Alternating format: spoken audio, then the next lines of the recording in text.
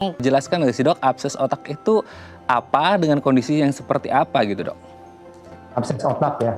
Jadi mudahnya begini, semua orang mungkin lebih kenal dengan namanya cantengan ya. Jadi kalau ada luka di kaki terus keluar nah itu seperti itu abses otak. Tapi cantengan tapi adanya di dalam otak. Nah itulah abses otak. Oke. Ternyata abses bisa terjadi di banyak organ tubuh kita, tapi salah satunya adalah di otak seperti tema kita hari ini gitu ya dok ya. Nah penyebabnya sendiri apa dok sampai kemudian terjadi nanah dan lain sebagainya itu dok? Jadi kalau kita ngomong tentang infeksi hanya ada dua faktor yang berperan di sana. Satu, imunitas tubuh. Dua adalah paparan kuman. Jadi kalau kumannya lebih banyak, imunitasnya kalah, terjadi infeksi. Sebaliknya, kalau imunitasnya yang sudah lemah, walaupun sedikit paparan, dia tetap infeksi juga. Nah, jadi cuma dua itu. Nah, kenapa bisa terbentuk abses di otak? Biasanya berasal dari sekitar dari otak itu sendiri. Yang paling jauh biasanya dari jantung atau paru-paru. Jadi dia datang ke otak melalui pembuluh darah. Sisanya yang dekat-dekat, misalnya infeksi gigi masuk ke otak, infeksi telinga masuk ke otak, infeksi hidung, THT ya kebanyakan itu yang masuk ke otak. Yang lebih sering juga adalah tindakan-tindakan yang membuka tempurung kepala, misalnya operasi otak, atau misalnya jatuh akibat cedera ya, kecelakaan, terus kepalanya terbentur sehingga terjadi remuk, terbuka luka. Nah itu bisa masuk ke dalam otak infeksinya. Nah kalau imunitasnya turun akan terbentuk abses. Nanahnya akan terbentuk di dalam otak seperti itu. Tindakan yang harus dilakukan maksudnya untuk mendiagnosis pemeriksaan apa saja dok? Kalau untuk mengetahui apakah ini orang ini abses otaknya sudah di tingkat mana gitu dok? Karena ini sifatnya emergensi ya.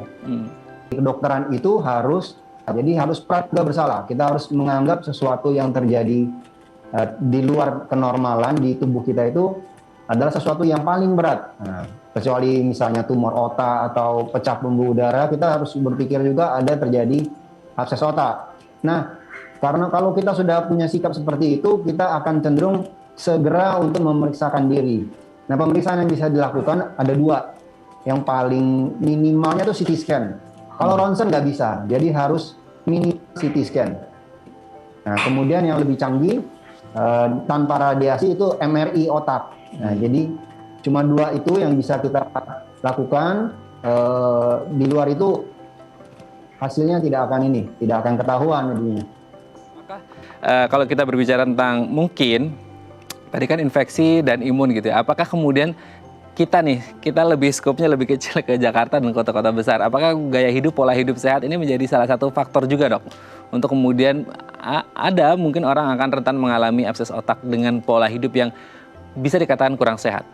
Ya, ada tentu. Pola hidup sehat itu sampai harus detail ya, detail sekali. Jadi contohnya pernah ada laporan kasus pasien itu sehat sekali, dia sangat sehat, kemudian ketemu nanah di otaknya, abses otak.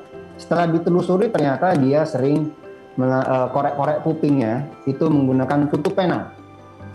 Ya, kemudian lecet, kemudian didiamkan, kemudian ya terjadi infeksi masuk ke dalam otak.